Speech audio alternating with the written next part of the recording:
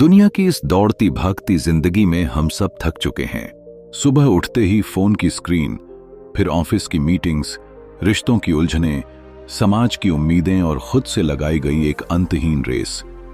ये सब हमें उस मोड़ तक ले आते हैं जहां हम थक तो जाते हैं लेकिन रुकना भूल जाते हैं। लेकिन रुकना भूल, हम हंसते हैं पर दिल से नहीं, हम जीते हैं पर महसूस नहीं करते। और यही सबसे बड़ी ट्रेजेडी है हमारी जिंदगी की, कि हम अंदर से खोखले होते जा रहे हैं पर बाहर की दुनिया में मुस्कुराहट का मुखौटा पहने चल रहे हैं। नमस्कार दोस्तों, इस वीडियो में हम बात करेंगे डिटॉक्स योर माइंड नाम की एक ऐसी किताब की जो सिर्फ एक किताब नहीं बल्कि एक जर्नी है, आपकी शैटर्ड इनर पीस को फिर से जोड़ने की। डिटॉक्स शब्द आपने सुना होगा, बॉडी डिटॉक्स, डिजिटल डिटॉक्स, लेकिन माइंड डिटॉक्स, हमारा माइंड जो दिन रात विचारों के बोझ तले दबा है, गिल्ट और रिग्रेट्स की धुंध से घिरा है, एंजाइटी और फियर की गिरफ्त में कैद है। क्या वो डिटॉक्स नहीं चाहता? क्या हम नहीं चाहते कि हमारा मन हल्का हो, शांत हो, एकदम साफ हो? यही तो बताती है ये किताब कि अपने मन को साफ करना किसी थेरेपी से कम नहीं होता।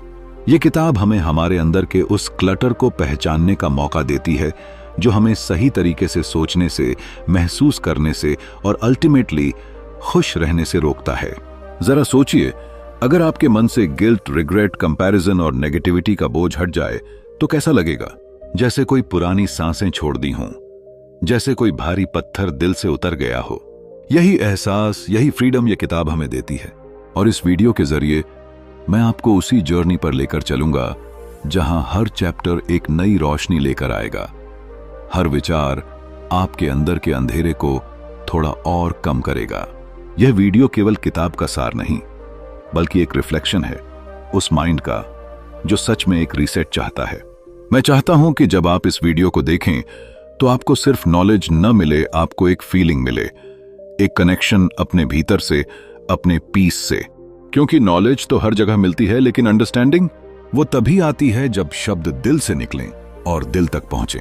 सो अगर आप रेडी हैं खुद को फिर से महसूस करने के लिए, अपने भीतर की शांति को दोबारा छूने के लिए और अपने माइंड को डीप लेवल पर हील करने के लिए, तो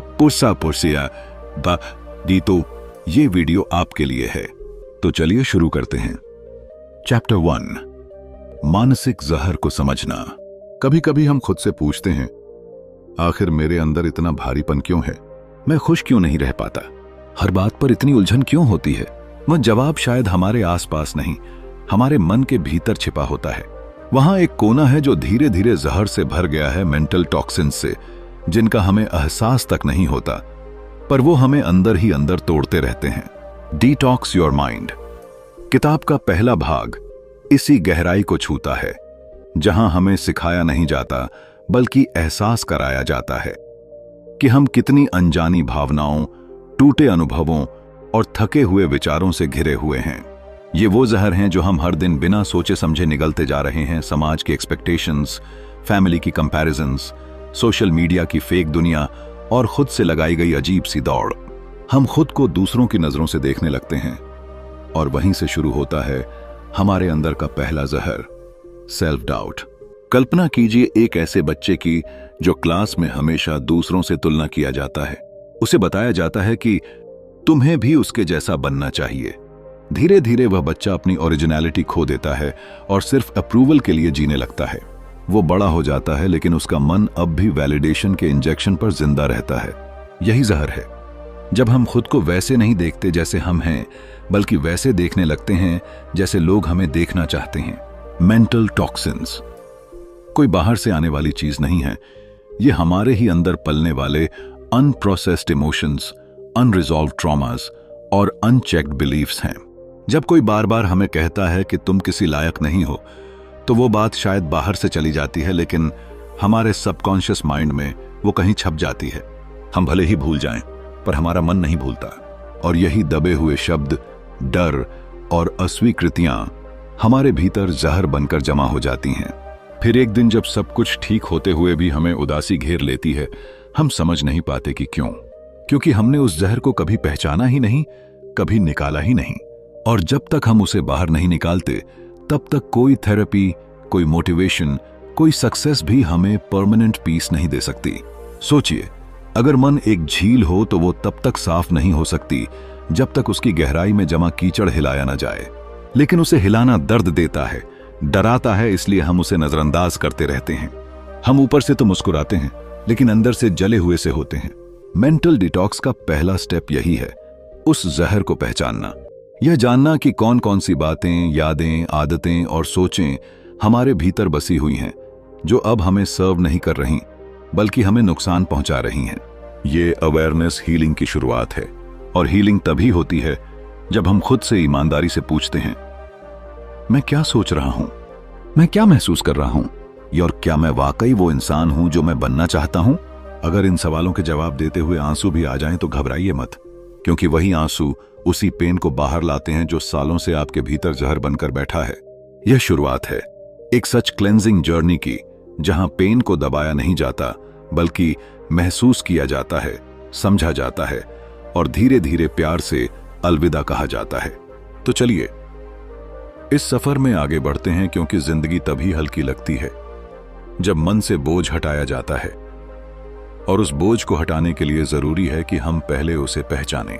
आपके भीतर की यही हिम्मत आपको फिर से जिएगी, खुलकर, सच्चे रूप में, बिना जहर के। चैप्टर 2, नकारात्मक सोच का छिपा बोझ। आपके भीतर हर रोज एक लड़ाई चलती है, ऐसी लड़ाई जो दुनिया की नजरों से छिपी होती है। वो लड़ाई आपके और आपके विचारों के बीच होती है, और उन विचारों में सबसे ज्यादा ताकतवर होते हैं नकारात्मक विचार। कभी कभी हम सोचते हैं कि हमारा दिन बुरा क्यों जा रहा है, मन बार बार दुखी क्यों हो रहा है, हर बात पर गुस्सा क्यों आता है, या फिर छोटी सी बात पर दिल टूट क्यों जाता है। और जवाब बहुत गहराई में छिपा होता है, हमारे भीतर के उन पुराने, घिसे पिटे लेकिन मजबूत नकारात्मक विचारों में, जिनका बोझ हम बगैर जाने रोज ढोते रहते हैं। जरा एक बच्चे की तरह सोचिए, जब वह छोटा होता है तो उसका मन साफ होता है, फ्रेश होता है, जैसे एक कोरा कागज। लेकिन जैसे जैसे वो बड़ा होता है, दुनिया उसे बताती है कि वो अच्छा नहीं दिखता, वो इतना स्मार्ट नहीं है, वो दूसरों से पीछे है, और वो बच्चा अब वही बातें अपने बारे में मानने लगता है। यही से शुरू होता है नकारात्मक सोच का बोझ। और सबसे बड़ी बात यह है कि ये बोझ अचानक नहीं आता, ये धीरे धीरे हमारे भीतर घर बना लेता है, और हम ये मान बैठते हैं कि यही हमारी सच्चाई है। आप जब सुबह उठते हैं और दिमाग में सबसे पहली आवाज ये आती है कि तुम कुछ नहीं कर सकते, तुम बेकार हो, तुमसे ये नहीं होगा, तो वो आपकी आवाज नहीं होती, वो उन्हीं पुराने बिलीफ्स की इकोज होती हैं जो आप पर चिपक चुकी हैं। यह किताब इसी गहराई को छूती है जहां से सारी नेगेटिविटी जन्म लेती है। नकारात्मक सोच कभी जोर से नहीं आती, वो धीरे धीरे अंदर घुसती है, जैसे कोई इनविजिबल वायरस। वो आपके हर डिसीजन पर असर डालती है, आपके रिलेशनशिप्स को साइलेंटली तोड़ती है, आपकी क्रिएटिविटी को मार देती है, और आपको अंदर से हॉलो बना देती है। आप बाहर से परफेक्टली नॉर्मल दिखते हैं, हंसते हुए, काम करते हुए, लेकिन भीतर एक सन्नाटा होता है, एक ऐसा वॉइड जिसे आप खुद भी एक्सप्लेन नहीं कर पाते। एक लड़की की कहानी याद आती है जिसने स्कूल में एक बार मैथ्स टेस्ट में कम नंबर पाए। उसके टीचर ने सबके सामने कहा, तुम्हारा दिमाग नहीं चलता। वो बात उसके दिमाग में ऐसी बैठी कि उसने खुद को ईयर्स तक अनइंटेलिजेंट समझा। उसने इंजीनियरिंग छोड़ी, सेल्फ डाउट में घिरी रही, रिलेशनशिप्स खराब हुए, और जब वो 30 की हुई तब जाकर थेरेपी में पता चला कि उसकी सारी नेगेटिविटी उसी एक वाक्य से निकली थी। यह एक एग्जाम्पल नहीं, बल्कि हम सबकी कहानी है। अब सवाल यह नहीं है कि नकारात्मक सोच क्यों है, सवाल यह है कि हम उसे पकड़कर क्यों बैठे हैं। क्यों हम हर बार अपने ही खिलाफ सोचते हैं? क्यों हम खुद को वो प्यार नहीं दे पाते जो हम दूसरों को देते हैं? डिटॉक्स का मतलब सिर्फ भूलना नहीं होता, वो एक रीप्रोग्रामिंग है। जैसे पुराना सॉफ्टवेयर अनइंस्टॉल करके नया डाला जाता है, वैसे ही हमें भी अपने माइंड को रीसेट करना होता है। नेगेटिव थॉट्स को पहचानना, उन्हें चैलेंज करना और उन्हें पॉजिटिव विश्वासों से बदलना, यह कोई एक दिन का काम नहीं है, पर यह सबसे जरूरी काम है। क्योंकि जब तक हम ये बोझ नहीं उतारेंगे, तब तक हम किसी मंजिल तक नहीं पहुंच पाएंगे। जैसे भारी लगेज लेकर कोई पहाड़ नहीं चढ़ सकता, वैसे ही नेगेटिव थॉट्स के बोझ के साथ इनर पीस, हैप्पीनेस या सक्सेस पाना मुमकिन नहीं। इसलिए अगली बार जब आपके अंदर से कोई आवाज आए जो कहे कि तुम कुछ नहीं कर सकते, तो उसे प्यार से लेकिन मजबूती से जवाब देना, मैं कर सकता हूं और मैं करूंगा। यही शुरुआत होगी उस डिटॉक्स की जहां मन हल्का होगा, सोच साफ होगी और जिंदगी फिर से बहने लगेगी अपने असली फ्लो में। चैप्टर 3, सोचने के तरीकों को फिर से बनाना। कभी कभी हम खुद को ऐसे सवालों में उलझा पाते हैं जिनका जवाब न हमारे पास होता है और न ही जिंदगी के पास। जैसे, मैं इतना सोचता क्यों हूं? क्यों हर बार वही गलती दोहराता हूं? क्यों मेरी सोच हमेशा डर, असफलता और फालतू कंपैरिजन की तरफ भागती है? और धीरे धीरे हम इस सोच को ही अपनी पहचान मान लेते हैं। हमें लगता है कि हमारा माइंड जैसा है वैसा ही रहेगा, लेकिन क्या वाकई ऐसा है? सोच एक आदत है और हर आदत बदली जा सकती है। मान लीजिए कि आपके घर का एक पुराना पंखा है। वो हमेशा आवाज करता है, हिलता है और आपको परेशान करता है। आप सोचते हैं कि ये तो ऐसा ही है, इसे झेलना पड़ेगा। लेकिन एक दिन कोई इलेक्ट्रिशियन आता है, उसकी जंग साफ करता है, ब्लेड को बैलेंस करता है और पंखा नए जैसा हो जाता है। सोच भी कुछ ऐसी ही होती है। हम उसे सुधार सकते हैं, लेकिन पहले हमें उसे पहचानना होता है। सोच का पैटर्न यानी थिंकिंग पैटर्न हमारी जिंदगी का ब्लूप्रिंट बन जाता है। हम जैसी सोच रखते हैं वैसा ही महसूस करते हैं और वैसा ही काम करते हैं। लेकिन अगर यह पैटर्न टॉक्सिक हो, बार बार फेलियर, रिग्रेट और गिल्ट को रिपीट करता हो, तो जिंदगी भी वैसी ही बन जाती है। फिर चाहे कितनी भी पॉजिटिव बातें सुन लें, माइंड वही पुराना डर दोहराता है। एक समय था जब एक लड़की, जिसका नाम मान लीजिए मीरा था, वो हर चीज में सबसे बुरा ही सोचती थी। उसे लगता था कि लोग उसे जज करेंगे, उसका मजाक बनाएंगे, उसके डिसीजंस गलत होंगे। वो चाहती थी कि लोग उसे पसंद करें, इसलिए अपनी जरूरतों को दबा देती थी। उसका माइंड हमेशा सेम सर्कल में घूमता। क्या होगा अगर मैं फेल हो गई? क्या होगा अगर कोई नाराज हो गया? और इस रिपेटिटिव टॉक्सिक लूप ने उसकी सेल्फ वर्थ को ऑलमोस्ट खत्म कर दिया था। लेकिन फिर उसने खुद को सवाल पूछने शुरू किए, क्यों मैं हमेशा वर्स्ट ही सोचती हूं? क्या कभी ऐसा नहीं हुआ कि सब कुछ ठीक चला हो? और वहां से शुरू हुआ एक बदलाव, अपनी सोच को रीसेट करने का सफर। उसने समझा कि उसकी सोच उसका ब्रेन का सॉफ्टवेयर है जिसे रीप्रोग्राम किया जा सकता है। हम सबके अंदर वो पावर है कि हम अपने थॉट्स को पकड़ें, उन्हें एनालाइज करें और फिर उनका स्ट्रक्चर बदलें। जब आप कोई नई सोच अपनाते हैं, जैसे मैं कोशिश करूंगा, मुझे खुद पर विश्वास है, गलती करना इंसानी बात है, तो धीरे धीरे आपका दिमाग उसी डायरेक्शन में नए रास्ते बनाने लगता है। इसे न्यूरोप्लास्टिसिटी कहते हैं, यानी ब्रेन की वो कैपेसिटी जिससे वो खुद को बदल सकता है। पुरानी सोच की दीवारें तभी गिरेंगी जब हम उन्हें क्वेश्चन करना शुरू करेंगे। जब हम खुद से ये पूछेंगे कि क्या ये थॉट मेरी हेल्प कर रहा है, क्या मैं इसे किसी नए नजरिए से देख सकता हूं, तब जाकर हम अपने अंदर वो साइलेंस महसूस कर पाते हैं जिसमें क्लैरिटी होती है, एक हल्कापन होता है। सोच को फिर से बनाना कोई एक दिन का मिरेकल नहीं है। यह एक सतत प्रक्रिया है, जहां हर बार जब पुराना डर लौटे तो आप उसे जेंटली समझाएं कि अब आप बदल चुके हैं। अब आप उसी रास्ते पर बार बार नहीं चलेंगे। अब आप अपने लिए एक नया माइंड बना रहे हैं, एक साफ, मजबूत और कॉन्शियस माइंड। हर बार जब आप खुद को नकारात्मक सोच में फंसा हुआ पाएं, रुक जाइए, एक गहरी सांस लीजिए और खुद से कहिए, मैं अपने सोचने का तरीका बदल सकता हूं। क्योंकि वही पहला स्टेप है माइंड डिटॉक्स की असली शुरुआत। और यही इस किताब की सबसे सुंदर बात है। यह बताती है कि आप जैसे हैं वैसे रहने के लिए मजबूर नहीं हैं। आप अपने सोचने के हर पैटर्न को, हर बिलीफ को बदल सकते हैं। और जब सोच बदलती है, तब दुनिया का अनुभव भी पूरी तरह से बदल जाता है, क्योंकि नया सोच एक नई जिंदगी की शुरुआत है। चैप्टर 4, भावनात्मक अव्यवस्था से छुटकारा। जरा आंखें बंद करके सोचिए, आपने अपने जीवन में अब तक कितनी बातें दिल में दबा ली हैं? कितने अधूरे रिश्ते, कितनी अनकही बातें, कितने काश और क्यों जो हर रोज आपको भीतर ही भीतर खा रहे हैं। हम सबके भीतर एक ऐसा कोना होता है जहां हम अपनी अधूरी भावनाओं को, टूटी उम्मीदों को और गहराई से लगी चोटों को चुपचाप छिपाकर रख देते हैं। कोई देख न ले, कोई समझ न ले और हम खुद भी उनसे आंखें चुराने लगते हैं। लेकिन क्या कभी आपने सोचा है कि ये जो अंदर जमा हो रही भावनात्मक अव्यवस्था है, ये धीरे धीरे आपके मन को गंदगी से भर रही है? हम अक्सर अपने घर की सफाई करते हैं, अलमारी को करीने से सजाते हैं, अपने वार्डरोब को डिक्लटर करते हैं, लेकिन दिल, उस दिल की सफाई कब करते हैं जिसमें वर्षों से गिल्ट, शेम, जेलसी, रिग्रेट और ब्रोकन मेमोरीज भरे पड़े हैं? जब तक हम इस इमोशनल क्लटर से छुटकारा नहीं पाएंगे, तब तक हम कितनी भी बाहरी शांति पालें, अंदर का तूफान थमता नहीं। कल्पना कीजिए एक ऐसे कमरे की जो सालों से बंद है, उसमें धूल जमी है, मकड़ियां अपने जाले बना चुकी हैं, हवा बंद है और रोशनी की कोई किरण अंदर नहीं आती। ऐसा ही हाल हमारे मन का हो जाता है जब हम अपने पुराने जख्मों को टालते हैं, सप्रेस करते हैं। हम उन्हें ठीक नहीं करते, बस छिपा देते हैं। समीर भीदे की लिखी हुई यह किताब उस कमरे का दरवाजा खोलने का साहस देती है। यह एहसास कराती है कि जब तक हम अपने इमोशंस को एक्नॉलेज नहीं करेंगे, जब तक हम अपने भीतर की गंदगी को बाहर नहीं निकालेंगे, तब तक हम खुद से नहीं जुड़ सकते। एक व्यक्ति की कहानी इसमें गहराई से छूती है। एक महिला जो कई सालों तक अब्यूसिव रिलेशनशिप में रही, जब वह उस रिश्ते से बाहर आई, तब भी उसकी आत्मा उस दर्द से बंधी रही। उसने थेरेपी ली, मेडिटेशन किया, लेकिन असली हीलिंग तब शुरू हुई जब उसने अपने अंदर दबे गुस्से, पीड़ा और शर्म को एक्सेप्ट किया, उसे लिखा, उसे बहने दिया, और तब जाकर वह इमोशनल क्लटर बाहर आया। हम में से कई लोग ऐसे ही जी रहे हैं। हम मुस्कुराते हैं, काम पर जाते हैं, इंस्टाग्राम पर परफेक्ट लाइफ दिखाते हैं, लेकिन अंदर से हम टूटे हुए होते हैं।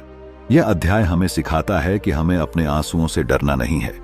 हमें उन भावनाओं को महसूस करना है जिन्हें हमने सालों से दबा रखा है। हमें अपने अंदर की तकलीफ को पहचानना है, उसका सामना करना है और धीरे धीरे उसे विदा देना है। जब आप अपने भीतर की इमोशनल डस्ट साफ करते हैं तो अंदर एक खाली जगह बनती है और वहीं से हीलिंग शुरू होती है। वहां से क्लैरिटी आती है, वहां से सेल्फ लव जन्म लेता है और वहां से पीस एक बार फिर अंदर पनपने लगती है। इमोशनल डिक्लटरिंग कोई आसान काम नहीं है। यह एक जर्नी है, पेनफुल लेकिन जरूरी। कभी कभी आपको रोना पड़ेगा, खुद से सवाल करने पड़ेंगे, उन चेहरों को माफ करना पड़ेगा जिन्होंने आपको तोड़ा था। लेकिन जब आप यह कर लेते हैं, तब आप खुद को एक नया वर्जन देते हैं, ऐसा वर्जन जो हल्का है, खुला है और सच्चा है। तो अगर आपका मन भी भारी है, अगर आप भी महसूस करते हैं कि आपके भीतर कुछ ऐसा है जो निकल नहीं पा रहा, तो एक बार रुकिए, सांस लीजिए और खुद से जुड़िए। अपने मन का दरवाजा खोलिए और कहिए, अब बहुत हुआ, मैं अब तुम्हें छोड़ रहा हूं। आप देखेंगे जैसे ही आप अंदर की भावनात्मक गंदगी को बहने देंगे, वैसे ही आपके भीतर एक नई रोशनी, एक नई ऊर्जा और एक नई शांति जन्म लेगी। और शायद वही सच्चा माइंड डिटॉक्स होता है। चैप्टर 5, बाहरी अनुमोदन से मुक्ति। एक बच्चा जब पहली बार कोई रंग भरता है तो वो अपनी मम्मी की आंखों में अप्रूवल ढूंढता है। अच्छा किया ना मम्मी। जब कोई टीनेजर नए कपड़े पहनता है तो वो अपने दोस्तों की नजरें पड़ता है, कूल लग रहा हूं ना। और जब हम बड़े हो जाते हैं तो यह तलाश और भी गहरी हो जाती है। प्रमोशंस के लिए बॉस का स्माइल, इंस्टाग्राम पर लाइक्स की गिनती, रिश्तों में तुम मेरे लिए प्राउड हो या नहीं जैसी सटल एक्सपेक्टेशंस, ये सब हमारे जीवन का इनविजिबल हिस्सा बन चुके हैं। पर क्या कभी आपने सोचा है, ये अप्रूवल का हंगर, ये बाहर की वैलिडेशन की लत हमें कितना अंदर से हॉलो बना रही है। हम इस कदर दूसरों की निगाहों में परफेक्ट दिखने की कोशिश करते हैं कि खुद को ही खो बैठते हैं। हर बार जब हम कोई डिसीजन लेते हैं और सोचते हैं लोग क्या कहेंगे, उस पल हम अपने ऑथेंटिक सेल्फ से थोड़ा और दूर हो जाते हैं। दूसरों की सोच, उनके रिएक्शंस, उनकी एक्सपेक्टेशंस का बोझ हमारे कंधों पर इतना भारी हो जाता है कि खुद के अंदर की आवाज हमें सुनाई ही नहीं देती। नेहा एक 28 साल की वर्किंग वुमन थी। उसकी जिंदगी बाहर से बिल्कुल परफेक्ट लगती थी। अच्छी नौकरी, स्मार्ट ड्रेसिंग, सोशल मीडिया पर क्लासी फोटोज, सब कुछ आइडियल दिखता था। लेकिन अंदर ही अंदर वो हर दिन टूट रही थी। वजह, वो हर चीज दूसरों की उम्मीदों के हिसाब से करती थी। उसके डिसीजंस, उसकी हंसी, यहां तक कि उसके वीकेंड प्लान्स भी इस डर से प्रभावित होते थे कि लोग क्या सोचेंगे। जब किसी दिन उसकी इंस्टा स्टोरी पर ज्यादा व्यूज नहीं आते तो वो बेचैन हो जाती। उसे खुद के अंदर शांति चाहिए थी, पर वो हर दिन वैलिडेशन की भीख मांग रही थी। जब उसने एक दिन खुद से पूछा, अगर दुनिया में कोई मुझे देख न रहा हो तब मैं क्या करूंगी, उस सवाल ने उसकी जिंदगी बदल दी। असल में हम सब के अंदर अप्रूवल की क्रेविंग तब से शुरू होती है जब हमें सिखाया जाता है कि दूसरों की नजरों में अच्छा बनना जरूरी है। बचपन में अंकल आंटी की तारीफें, स्कूल में अच्छे नंबर, फिर कॉलेज में पॉपुलैरिटी और फिर करियर में सक्सेस। ये सब हमें एक ऐसा मानसिक फ्रेम दे देते हैं जिसमें हम खुद के लिए नहीं बल्कि दूसरों की अपलॉज के लिए जीते हैं। बल्कि दूसरों की, पर क्या ये अपलॉज कभी हमेशा के लिए होता है? आज जो लोग आपकी तारीफ कर रहे हैं कल वही आपकी बुराई भी कर सकते हैं, और फिर हम क्या करेंगे? टूट जाएंगे। इसलिए जरूरी है कि हम अप्रूवल की इस मानसिक डिपेंडेंसी से बाहर निकलें। यह समझना बेहद हीलिंग होता है कि हमारी वर्थ किसी के थम्स अप या क्लैप्स पर निर्भर नहीं करती। सेल्फ वर्थ, सेल्फ रिस्पेक्ट और ट्रू हैप्पीनेस ये तभी मिलती हैं जब हम अपने डिसीजंस अपनी सोल की आवाज से लेते हैं। जब हम वो करते हैं जिससे हमें सुकून मिले, चाहे वो दुनिया को कितना भी बोरिंग क्यों न लगे। जब आप सुबह उठें और आईने में खुद को देखें, उस इंसान की आंखों में ईमानदारी होनी चाहिए, नकली चमक नहीं। जब आप कोई काम करें तो दिल में यह सुकून होना चाहिए कि आपने उसे अपने दिल की सुनकर किया है, न कि किसी के कहने या अप्रूवल के लिए। यह चैप्टर हमें यही सिखाता है कि दुनिया की तालियों के पीछे भागने से अच्छा है कि आप अपने भीतर की खामोशी को सुनना सीखें। क्योंकि अंत में जब रात के अंधेरे में सब कुछ शांत होता है, तब सिर्फ एक आवाज होती है जो हमें सच्चा सुकून देती है, और वो है आपके अपने दिल की आवाज। अब आप खुद से पूछिए, क्या आप अप्रूवल के गुलाम हैं या आपने खुद को आजाद किया है? अगर इस सवाल का जवाब आपको बेचैन कर रहा है तो समझ लीजिए यही वो शुरुआत है जहां से आपकी असली फ्रीडम शुरू होती है। चैप्टर 6, अति चिंतन की आदत को तोड़ना। रात के 2 बज चुके हैं, सब कुछ शांत है, बाहर की दुनिया सो रही है, लेकिन किसी का मन अभी भी जाग रहा है। आंखें बंद करने की कोशिश होती है, मगर दिमाग है कि हर छोटे बड़े फैसले, बीते पलों और आने वाले कल की चिंता में उलझा हुआ है। अगर उस दिन ऐसा न कहा होता तो कल मीटिंग में क्या होगा? क्या मैं कभी अपनी जिंदगी सही कर पाऊंगा? ऐसे अनगिनत सवाल जिनका जवाब न उस समय मिलता है न उस हालात में, पर फिर भी हमारा मन उन्हें चबाता रहता है बार बार, जैसे कोई मशीन लूप में फंस गई हो। यही है ओवरथिंकिंग, हमारी सबसे चुपचाप लेकिन सबसे डिस्ट्रक्टिव आदत। ओवरथिंकिंग सिर्फ सोचने का नाम नहीं है, ये उस बेमतलब की चिंता का नाम है जो हमारे अंदर की शांति को निगल जाती है। यह एक ऐसा जाल है जिसमें फंसकर इंसान अपने ही विचारों का बंदी बन जाता है। ये जहर धीरे धीरे हमारे कॉन्फिडेंस को खा जाता है, हमारे फैसले लेने की ताकत को कमजोर कर देता है और हमें एक ऐसे गहरे दलदल में डाल देता है जहां से निकलना नामुमकिन सा लगने लगता है। रिया नाम की एक लड़की थी, पढ़ाई में होशियार, काम में तेज, दिखने में सुंदर, मगर उसके चेहरे की मुस्कान के पीछे एक अनकही लड़ाई चलती रहती थी। एक छोटी सी गलती, एक छोटी सी टिप्पणी या किसी का मूड थोड़ा ऑफ होना उसे घंटों सोचने पर मजबूर कर देता। क्या मैंने कुछ गलत कर दिया? अब वो मुझसे बात क्यों नहीं कर रहा? हर इंटरेक्शन एक पजल बन जाता था जिसे वो सुलझाते सुलझाते खुद को ही खोने लगी थी। रिया की जिंदगी में धीरे धीरे खुशियां कम और कंफ्यूजन ज्यादा होने लगी थी। ओवरथिंकिंग ऐसा ही होता है, ये बाहर से नहीं दिखता लेकिन अंदर से इंसान को खोखला कर देता है। पर क्या इस जाल से बाहर निकला जा सकता है? बिल्कुल, और यही इस अध्याय की सबसे खूबसूरत बात है। यह सफर शुरू होता है सेल्फ अवेयरनेस से। जब हम पहली बार समझते हैं कि हमारी सोच हमें कितना थका रही है, जब हम खुद से पूछते हैं, क्या मैं सोच रहा हूं या बस चिंता कर रहा हूं? ओवरथिंकिंग हमें कंट्रोल में रखने वाला इल्यूजन देता है, जैसे कि सोचकर हम आने वाले हादसों को टाल सकते हैं। लेकिन सच्चाई यह है, ज्यादा सोचने से क्लैरिटी नहीं मिलती, बल्कि कंफ्यूजन और बढ़ता है। यह ठीक वैसा ही है जैसे गंदे पानी में पत्थर मारकर और गड़बड़ कर देना शांत करने के लिए इंतजार करना पड़ता है। अपने माइंड को डिटॉक्स करना यानी उसे ज्यादा सोचने से आजाद करना, यह कोई आसान काम नहीं, लेकिन नामुमकिन भी नहीं। यह एक प्रैक्टिस है, एक अवेयरनेस है कि हम कब सोच को रोक सकते हैं और कब खुद को जरूरत से ज्यादा टॉर्चर कर रहे हैं। सोच को समझदारी में बदलना ही असली मानसिक मैच्योरिटी है। जो लोग अपने विचारों के गुलाम नहीं बनते, वही जिंदगी को सही मायनों में जीते हैं। क्योंकि पीस तब आता है जब हम खुद को इस बात के लिए फ्री कर देते हैं कि हर चीज परफेक्ट हो, हर जवाब हमारे पास हो और हर स्थिति हमारे कंट्रोल में हो। अति चिंतन की आदत को तोड़ना, इसका मतलब है खुद को अलाउ करना कि कभी कभी न जानना ही ज्यादा पीसफुल होता है। इसका मतलब है अपने माइंड को इतना स्पेस देना कि वो सोच सके, महसूस कर सके बिना डर और दबाव के। सो अगली बार जब आपका माइंड आपको पुरानी गलती याद दिलाए किसी फ्यूचर इवेंट की चिंता में घसीटे या खुद को बार बार जज करने पर मजबूर करे। एक गहरी सांस लीजिए और खुद से कहिए, it's okay, I choose peace over panic. जिंदगी का असली आनंद तब है जब हम उसे पूरी तरह महसूस करें, न कि उसे एनालाइज करते करते खो दें। चैप्टर 7, माइंडफुलनेस और वर्तमान में जीना। हम में से बहुत से लोग ऐसी जिंदगी जी रहे हैं जो सिर्फ बाहर से चल रही है, अंदर से हम खो चुके हैं।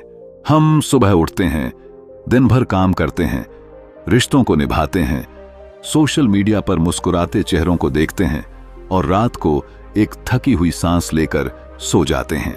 पर क्या आपने कभी खुद से यह सवाल किया है, मैं सच में जी भी रहा हूं या सिर्फ चल रहा हूं? हमारे आसपास सब कुछ तेजी से बदल रहा है, टेक्नोलॉजी, एक्सपेक्टेशंस, रिस्पॉन्सिबिलिटीज, लेकिन हमारा मन वह वहीं अटका है, या तो बीते हुए पलों की गलियों में भटकता रहता है जहां कुछ अधूरा छूट गया था, या फिर भविष्य की चिंता में उलझा रहता है जहां हम अभी तक पहुंचे ही नहीं। हम शरीर से आज में होते हैं, लेकिन मन या तो कल में होता है या आने वाले कल में। और यही वजह है कि शांति, सुकून और अपनेपन का एहसास हमसे दूर होता जा रहा है। एक बार एक बूढ़े साधु से किसी ने पूछा, शांति कहां मिलती है? ये उसने मुस्कुराकर जवाब दिया, जहां तुम अभी हो वहीं मिलती है, लेकिन तुम्हारा मन वहां कभी होता ही नहीं। हम माइंडफुलनेस को एक कॉन्सेप्ट की तरह समझते हैं, जैसे कोई मेडिटेशन टेक्निक, कोई योग या सांस लेने की कोई तरकीब, लेकिन असल में माइंडफुलनेस का मतलब है होश में रहना, जागरूक रहना, इस पल को पूरी तरह महसूस करना। जब आप किसी फूल को देख रहे हो तो बस वही देखें। जब आप किसी अपने से बात कर रहे हो तो बस उसकी आंखों में उतर जाएं। जब आप चाय पी रहे हो तो हर घूंट को जिएं। Sound simple, right? लेकिन हमारी आदतें इतनी ऑटोमेटिक हो चुकी हैं कि हम हर काम मशीन की तरह करते हैं। माइंडफुलनेस हमें रुकना सिखाती है, अपने भीतर झांकने का मौका देती है। जब आप अपने मन को करंट मोमेंट में लाते हैं, तभी आप सच्चे अर्थों में जिंदा महसूस करते हैं। कोई नोटिफिकेशन नहीं, कोई रिमाइंडर नहीं, सिर्फ आप और यह पल। यही सच्ची शांति है। कल्पना कीजिए, आप पार्क में चल रहे हैं, पेड़ों से गिरते पत्तों की आवाज, ठंडी हवा का आपके चेहरे से टकराना, दूर बच्चों की हंसी और आपके पैरों की जमीन से होती हल्की टकराहट। अगर आप इसे पूरी तरह महसूस करें तो क्या ये किसी मेडिटेशन से कम है? लेकिन होता क्या है, हम चलते वक्त भी मोबाइल स्क्रीन में उलझे रहते हैं या कल की मीटिंग के बारे में सोच रहे होते हैं। हमने अपने अंदर की आवाज को सुनना छोड़ दिया है, और यही कारण है कि हम हर समय भरपूर होकर जीने के बावजूद अधूरा महसूस करते हैं। माइंडफुलनेस एक गहरी कला है जो कहती है कि जिंदगी को टुकड़ों में मत जियो। किसी खुशी को शेयर करने से पहले उसे पूरी तरह फील करो, किसी दुख को इग्नोर करने से पहले उसे एक्सेप्ट करो। हर इमोशन को उसकी पूरी गहराई में महसूस करो, बिना उसे जज किए। क्योंकि जब आप वर्तमान में पूरी तरह होते हैं, न पीछे का पछतावा होता है, न आगे का डर। बस एक गहराई होती है, एक कनेक्शन होता है खुद से। यही कनेक्शन आज की दुनिया में सबसे ज्यादा मिसिंग है। हम दूसरों से जुड़े हैं, लेकिन खुद से डिस्कनेक्टेड हैं। और यही डिस्कनेक्ट एंजाइटी, कंफ्यूजन और इमोशनल एग्जॉस्शन की असली वजह है। अगर आप सच में अपने माइंड को डिटॉक्स करना चाहते हैं, तो सबसे पहला कदम यही है, वर्तमान में लौट आइए।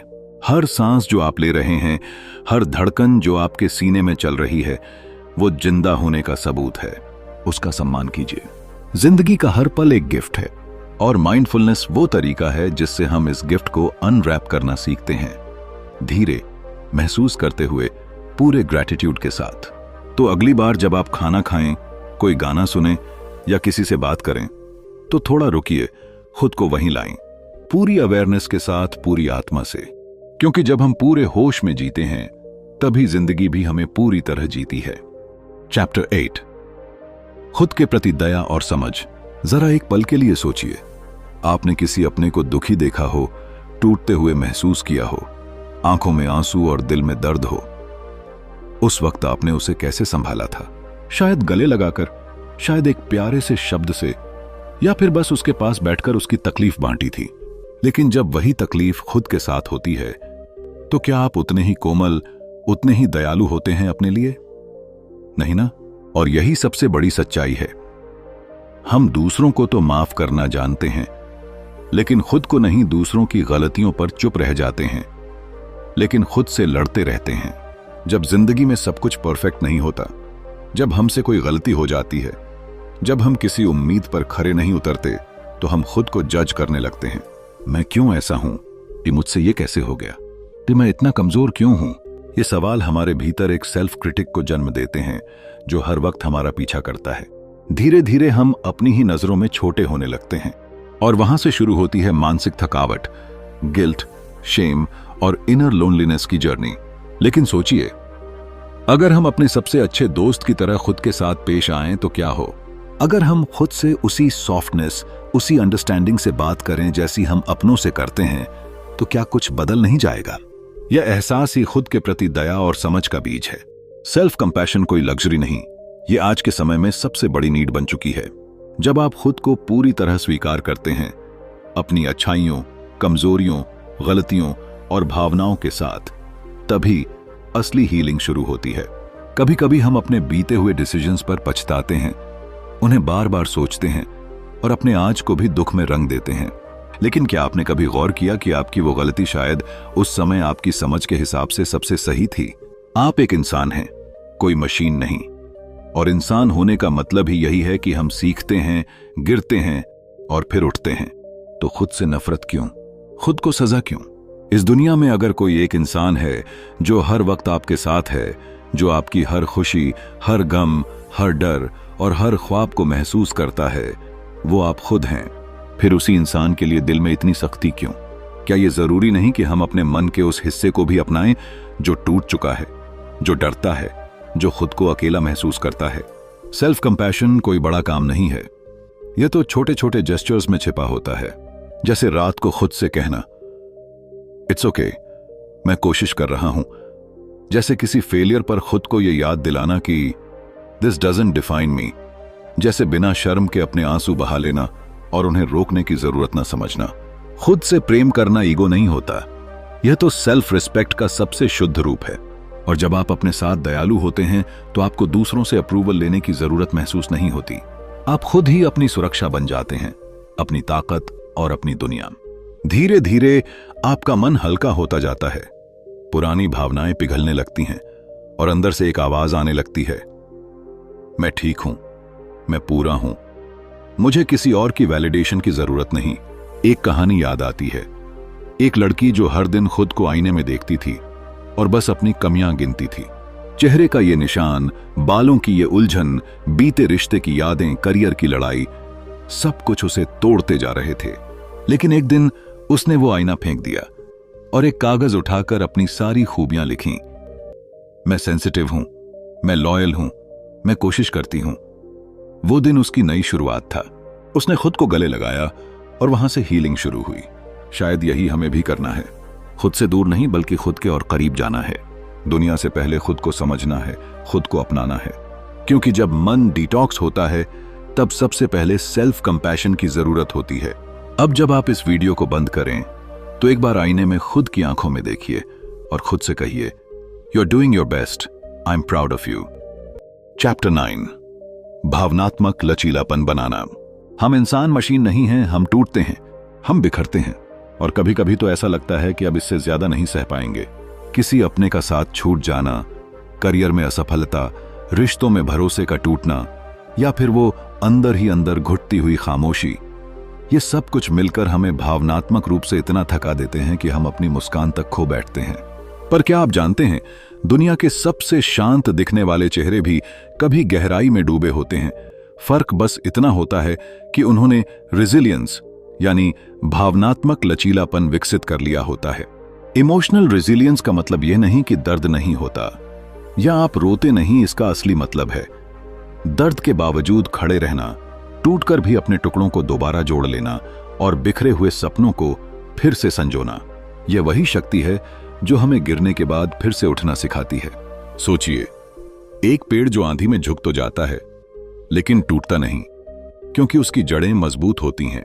वैसी ही जड़ें हमारे मन में भी हो सकती हैं अगर हम उन्हें सही तरीके से पोषित करें। कई बार जब जिंदगी हम पर वार करती है तो हम सवालों में उलझ जाते हैं, मेरे साथ ही ऐसा क्यों? तो मैं कब ठीक हो पाऊंगा?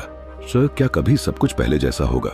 और ये सवाल धीरे धीरे हमारे आत्मविश्वास को खोखला करने लगते हैं। लेकिन रेजिलियंस यही काम आता है। जब हम अपने डर को स्वीकार करते हैं, अपनी कमजोरियों को गले लगाते हैं और फिर भी आगे बढ़ते हैं, यही वो क्षण होता है जब हीलिंग शुरू होती है। कितनी बार आपने खुद को आईने में देखकर मुस्कुराने की कोशिश की है, जबकि अंदर से आप टूटे हुए थे? वो मुस्कान ही तो है आपकी रेजिलियंस की पहचान। और इस जज्बे को मजबूत बनाना कोई एक रात की बात नहीं होती। ये तो हर दिन, हर सोच, हर संघर्ष का नतीजा होता है। इमोशनली रेजिलिएंट बनने के लिए सबसे जरूरी है सेल्फ अवेयरनेस। जब आप खुद को बेहतर जानने लगते हैं तो आप दूसरों की बातें, उनके ताने, उनके डिसीजंस, इन सब से प्रभावित होना कम कर देते हैं। आप ये समझ जाते हैं कि आपकी वैल्यू किसी के अप्रूवल से नहीं आती, और तब आप अपने इमोशंस के मालिक बनते हैं, न कि उनके गुलाम। एक बार एक व्यक्ति ने अपने बेटे को पतंग उड़ाना सिखाते हुए कहा, बेटा, अगर तू चाहता है कि यह पतंग ऊंचाई पर जाए तो इसे कभी कभी ढील देनी होगी और कभी कभी खींचना होगा। जिंदगी भी कुछ वैसी ही है। भावनात्मक लचीलापन यही सिखाता है कब खुद को थामना है और कब खुद को उड़ने देना है। रेजिलियंस कोई गिफ्ट नहीं, ये एक स्किल है जो समय के साथ, दर्द के साथ और अनुभवों से बनती है। और जब एक बार ये स्किल आपके भीतर आ जाती है, तब कोई भी तूफान आपको तोड़ नहीं सकता। तब आप न सिर्फ खुद के लिए मजबूत बनते हैं, बल्कि दूसरों के लिए भी एक प्रेरणा बन जाते हैं। तो अगली बार जब जिंदगी आपको गिराए तो याद रखना, गिरना कमजोरी नहीं, रुक जाना है, और उठना आपकी असली ताकत। आप में वो ताकत पहले से है, बस जरूरत है उसे पहचानने की। अपने भीतर के उस वॉरियर को जगाइए जो हर टूटन के बाद खुद को फिर से खड़ा करता है।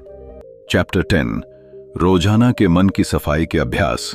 जिंदगी की रफ्तार इतनी तेज हो चुकी है कि हमें अब यह भी याद नहीं रहता कि कब हमने आखिरी बार अपने मन से सच्चे शब्दों में बात की थी। हम सुबह उठते हैं, जल्दी जल्दी नाश्ता करते हैं, ट्रैफिक में फंसते हैं, काम पर पहुंचते हैं, दिन भर मीटिंग्स, तनाव, दबाव और फिर वही थकान भरी रात। इस भागदौड़ में हम अपने शरीर की थकान का तो इलाज ढूंढ लेते हैं, कभी नींद, कभी चाय, कभी संगीत, लेकिन हमारे मन की थकान, उसका इलाज हम भूल चुके हैं। हमारा माइंड जो दिन भर हर बात को एब्जॉर्ब करता है, हर इमोशन को साइलेंटली कैरी करता है, हर दर्द, हर डर, हर उम्मीद को संभालता है, उस माइंड की सफाई, उसका आराम, उसका डिटॉक्स कौन करता है? चैप्टर 10 एक ऐसी जर्नी की शुरुआत करता है जहां आप अपने मन को रोजाना रिफ्रेश करना सीखते हैं। सोचिए, जैसे हम हर दिन नहाकर अपने शरीर को साफ करते हैं, वैसे ही अगर हम दिन में कुछ पल अपने माइंड को वॉश करने के लिए निकालें, तो हमारे जीवन की कितनी गंदगी धुल सकती है। ऐसा नहीं है कि इसके लिए किसी गहरे मेडिटेशन सेंटर जाने की जरूरत है या किसी पहाड़ पर बैठने की, बल्कि कुछ छोटे छोटे रिचुअल्स, कुछ सिंपल हैबिट्स हमारे भीतर ऐसे चमत्कार कर सकते हैं जिन्हें हम आज तक इग्नोर करते आए हैं। एक कहानी है एक छोटे से गांव की। वहां एक बूढ़े किसान की आदत थी कि वो हर सुबह अपने खेत पर जाने से पहले पेड़ के नीचे बैठकर 5 मिनट खुद से बात करता था। कोई फैंसी प्रोसेस नहीं, कोई मंत्र नहीं, बस अपनी आंखें बंद करता और अपने मन से पूछता, क्या तुम ठीक हो? कुछ भारी लग रहा है क्या? और हर बार कुछ न कुछ बाहर निकलता, कभी किसी की कही कड़वी बात, कभी अधूरी इच्छा, कभी अपनी ही कोई गलती। वो उन्हें हवा में छोड़ देता जैसे एक गुब्बारा जो बोझ लेकर उड़ जाए। ऐसा ही कुछ हमें भी चाहिए। सुबह या रात के चंद मिनट सिर्फ अपने लिए। एक डायरी खोलिए और लिख डालिए वो सब जो मन में चल रहा है, बिना जज किए, बिना सेंसर किए। उसे आप अपनी मेंटल डस्टबिन मानिए, जहां आप हर बेकार विचार, हर थकान, हर उलझन को फेंक देते हैं। इससे न केवल क्लैरिटी मिलती है, बल्कि आपके विचार एक सकारात्मक दिशा में फ्लो करने लगते हैं। एक और ब्यूटीफुल रिचुअल है मेंटल साइलेंस। दिन में बस 5 मिनट किसी शांति भरे कोने में बैठ जाएं, बिना किसी मोबाइल के, बिना किसी डिस्ट्रैक्शन के। सांसों को महसूस कीजिए, आंखें बंद कर लीजिए और अलाउ कीजिए अपने माइंड को खुद को रीसेट करने का मौका देने। जैसे मोबाइल को एक बार रीस्टार्ट करने से वह बेहतर चलता है, वैसे ही माइंड को भी उसकी प्रॉपर रीसेट चाहिए। और सबसे जरूरी है ग्रैटिट्यूड, आभार का अभ्यास। हम हर दिन शिकायतें गिनते हैं, लेकिन जो हमारे पास है उसका शुक्रिया कब अदा करते हैं? हर रात सोने से पहले 3 चीजें सोचिए जिनके लिए आप थैंकफुल हैं। चाहे वो एक अच्छी किताब हो, किसी की मुस्कुराहट, या सिर्फ ये कि आपने एक और दिन देखा। यह रिचुअल आपके सबकॉन्शियस को पॉजिटिविटी से भर देता है। इन छोटे छोटे प्रयासों से कोई ड्रामेटिक चेंज रातों रात नहीं आता, लेकिन धीरे धीरे आपका माइंड शांत होता है, गिल्ट और कंफ्यूजन कम होते हैं और एक नई क्लैरिटी महसूस होती है। जैसे कोई गंदे शीशे को हर रोज थोड़ा थोड़ा साफ करे और एक दिन उसमें खुद की असली तस्वीर नजर आने लगे। माइंड डिटॉक्स कोई लक्जरी नहीं बल्कि आज की जरूरत है। जिस तरह हम रोज ब्रश करते हैं ताकि दांत साफ रहें, उसी तरह माइंड की सफाई भी एक डेली हाइजीन होनी चाहिए। क्योंकि अगर मन साफ है तो जीवन की हर तस्वीर, हर रिश्ता, हर सपना और हर दिन और भी ज्यादा खूबसूरत लगने लगता है। तो क्या आप आज अपने मन की सफाई करेंगे? क्या आप भी एक पीसफुल और मीनिंगफुल जीवन जीने के लिए रेडी हैं? अगर हां तो शुरुआत कीजिए आज से, अभी से। अगर यह वीडियो आपके मन को छू गया हो तो इसे लाइक और शेयर जरूर करें। कमेंट में बताइए कि आपको सबसे ज्यादा क्या महसूस हुआ। ऐसे ही सोलफुल और लाइफ चेंजिंग वीडियोस के लिए चैनल को सब्सक्राइब करना ना भूलें। मिलते हैं अगली वीडियो में एक नई सोच और शांति के साथ। डिटॉक्स योर माइंड और जिंदगी खुद ब खुद बेहतर हो जाएगी। धन्यवाद।